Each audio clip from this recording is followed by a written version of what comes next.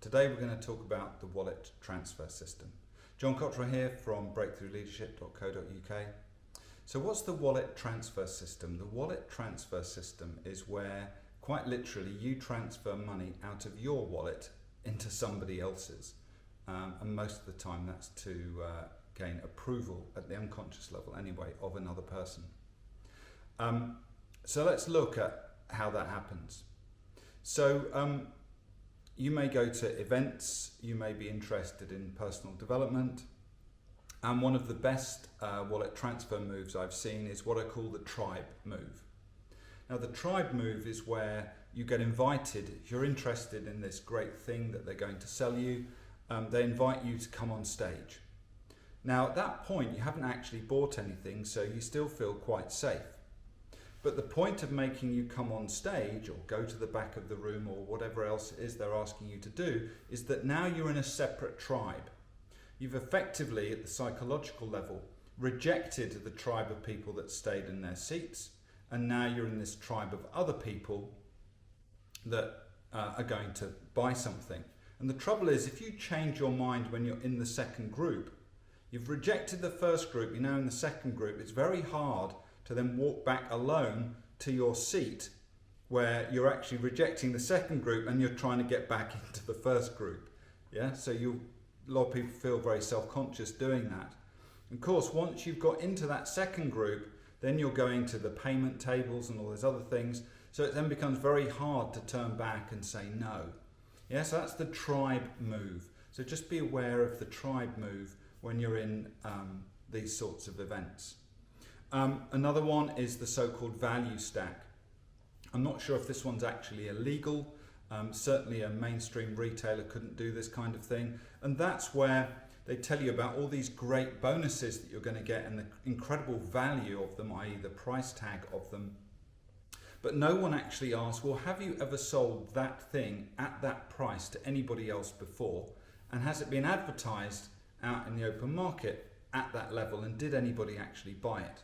Chances are the answer will be no, but it's put up there to convince you that the cheap thing that they're asking you to buy is in fact worth 10 or 20 times more than they're saying it is, because that convinces you that this is in fact a great deal and therefore you can buy it with confidence.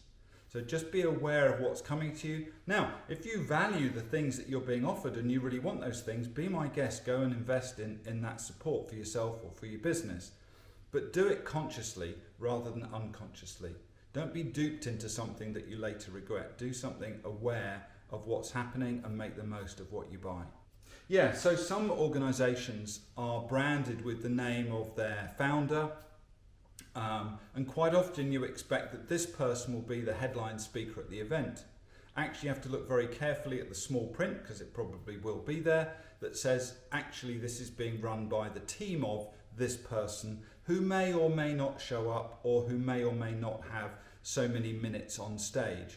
So again, be careful, don't be pulled in by the name of the brand and then only realise when you're in the room with 100 other people, actually where's the guy that I wanted to hear? Oh, he's only here tomorrow and he's only here for 30 minutes. You know, he's just really busy. Yeah, great, but I paid my money to see him. So be careful of that one. A lot of events have numerous price points, and if you're researching on social media, you'll notice a lot of people seem to be promoting the same thing. So what people do, the speakers do, they've all got big followings, so they sometimes get together and collaborate and they all speak at the same event. And the point of this event is to create what is called in the trade a pitch fest. So you come along for your $50 or £50 or whatever, thinking you're going to see all these fantastic people and you're going to learn an amazing amount. But actually what you've been put in the room to do is to be sold to. And that's why it's called a pitch fest. So every single speaker will be trying to sell you something. Now, if you want to spend a day being sold to, and you might want to do that because you might want to learn those techniques, then be my guest. But if you're actually looking for real substance, I'd say that one of those events is not really it.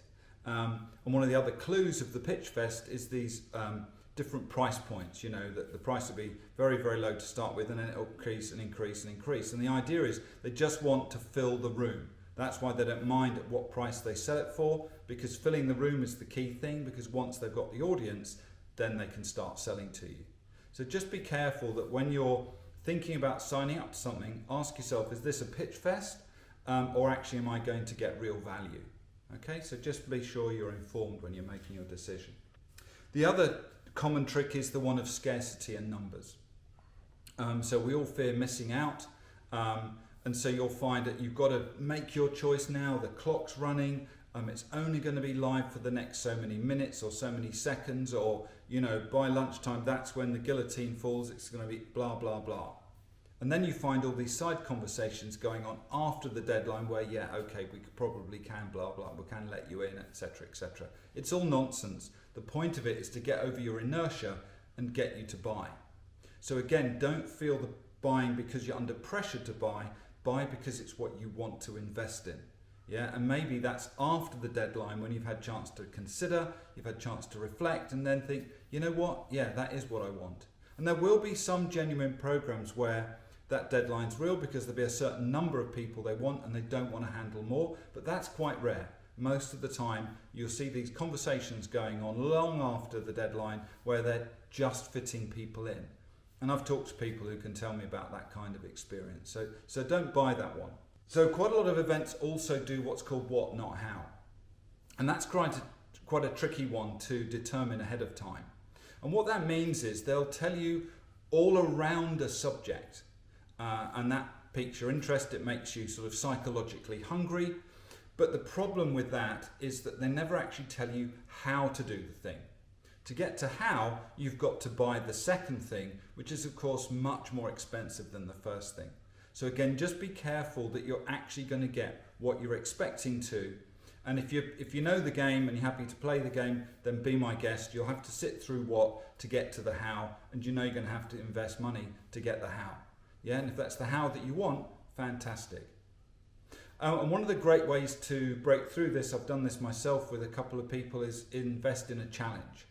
So typically the challenges are free, so it's an investment of your time, but it allows you to get a flavour of these people. One of the ones I did recently was quite funny. I'm smiling because remembering them talking about how much integrity they had and this and that and the other, and it wasn't going to be salesy and all of this. And what happened from the very first moment, the sales pitches came in thick and fast. And I knew other people on the challenge who said they were getting private messages, urging them to come and buy and join the gang, as it were. So again, take some of that stuff with a pinch of salt, thin out what the real value is, and then make an informed decision about whether these people really do have something to offer. Because just because they're awful at sales doesn't mean they actually don't know what they're talking about technically for their subject that they want to advise you on. Equally, if all they're doing is selling, then maybe the substance of the actual thing is not that great. Okay, so be careful out there.